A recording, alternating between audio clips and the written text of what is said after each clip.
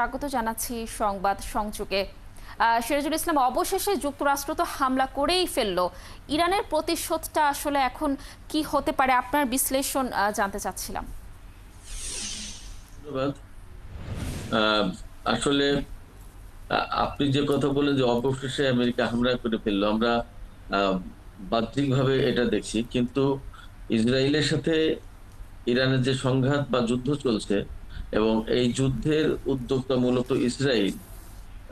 এবং ইসরায়েল প্রথম যেদিন হামলা চালিয়েছে বা আগ্রাসন চালিয়েছে ইরানের উপর, সেটা প্রকৃতপক্ষে আমেরিকারই হামলা ছিল। আমি এই কারণে বলছি যে ইসরায়েল প্রকৃতপক্ষে কোনো দেশ না, কোনো রাষ্ট্র না। এটা জাস্ট রাষ্ট্রের একটা চেহারা দেওয়া হয়েছে। এটা প্রকৃতপক্ষে আমেরিকার একটা ঘাঁটি। সেই ঘাঁটি থেকে যখন ইরানের উপরে হামলা চালানো হয়েছে, সেটা ইরান আমেরিকারই হামলা। আর এখন যেটা হলো, আমি ব্যক্তিগতভাবে বলি সবসময় যে এটা মার্কিন কেন্দ্রীয় কমান্ডের হামলা হলো, এতটুকু, এছাড়া আর কিছু না। সেক্ষেত্রে ইরানের উপর যে হামলা চালিয়েছে এর প্রতিশোধ ইরান কিভাবে নেবে সেটা আমরা অবশ্যই অপেক্ষা করব। কারণ ইরানের এর আগে আমরা যত যা কৌশল দেখেছি, ইরান একেবারেই হুটহাট করে সমস্ত সবকিছু করেছে তা কিন্তু না। তবে জবাব দিতে শত্রুদেরকে ছাড়েনি, সেটাও পরিষ্কার, এবং তার পক্ষ থেকে ঘোষণা আছে। তারা সবসময় বলে এসেছে যে আমেরিকা যদি ইরানের উপরে সরাসরি হামলায় জড়িত হয় বা হামলা চালায়, তাহলে মধ্যপ্রাচ্যে আমেরিকার যত ঘাঁটি আছে, যত স্বার্থ আছে, তার প্রত্যেকটাতে ইরান হামলা চালাবে। আমরা সেই জায়গা থেকে ইরান যদি সেই ঘোষণা বা তাদের এই অবস্থান ধরে রাখে এবং বাস্তবায়ন করে, তাহলে আমরা ধারণা করতে পারি যে মিডল ইস্টে আমেরিকার যত ঘাঁটি আছে, তার প্রত্যেকটা ঘাঁটি বিশেষভাবে পারস্য উপসাগরে বাহরাইনে যে পঞ্চম নৌবহরের ঘাঁটি আছে, মার্কিন পঞ্চম নৌবহরের ঘাঁটি বা অন্যান্য ঘাঁটি বা সেনা অবস্থান, সেসব জায়গায় হামলা চালানোর একটা আশঙ্কা বা সম্ভাবনা আছে। পাশাপাশি একথাও ঠিক যে আমেরিকা এই হামলা চালিয়ে কি পেতে চাইলো বা কি করলো। এবং এ প্রশ্ন আসছে যে তাহলে কি ইসরায়েল ইরানের সাথে যুদ্ধ করে পারছে না? যদি তাই না পারে, তাহলে আমেরিকা কি যুক্ত হলো?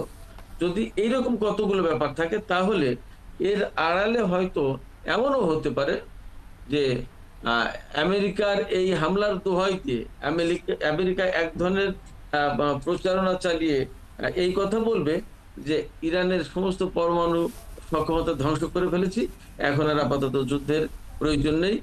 এটা হচ্ছে ইসরায়েলকে মানে মুখ রক্ষা করার ব্যবস্থা করে দেয় এই যুদ্ধ থেকে বের হয়ে যাওয়ার জন্য। কারণ ইরানের হামলায় ইসরায়েলের প্রচুর ক্ষয়ক্ষতি হচ্ছে, এবং ইসরায়েল যে ইরানের সাথে এটে উঠতে পারছে না, এই যুদ্ধে খুব সুবিধা করতে পারছে না, সেটা মোটামুটি পরিষ্কার। এবং আজকে আমরা দেখেছি, গত রাতে যখন আমেরিকা ইরানের পরমাণু স্থাপনা, 3টা পরমাণু স্থাপনায় হামলা চালিয়েছে, সেখানে কতটুকু ক্ষয়ক্ষতি হয়েছে সেটা এখনো নিরূপণের ব্যাপার। কিন্তু মার্কিন হামলার পর ইরান কিন্তু ঠিকই ইসরায়েলে হামলার মাত্রা বাড়িয়েছে, এবং ক্ষয়ক্ষতির পরিমাণটাও যথেষ্ট।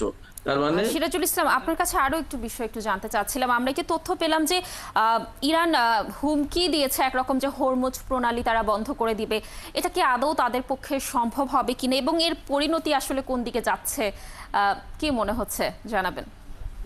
তাদের পক্ষে অবশ্যই সম্ভব, কারণ পারস্য উপসাগরের যে হরমুজ প্রণালী, এই প্রণালীটা যথেষ্ট চিকন সরু, বাট খুবই গুরুত্বপূর্ণ আন্তর্জাতিক রাজনীতি, সমরনীতি এবং অর্থনীতির ক্ষেত্রে।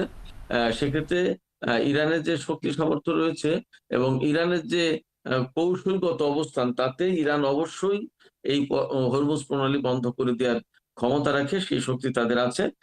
হরমুজ প্রণালীর উপর যথেষ্ট মাত্রায়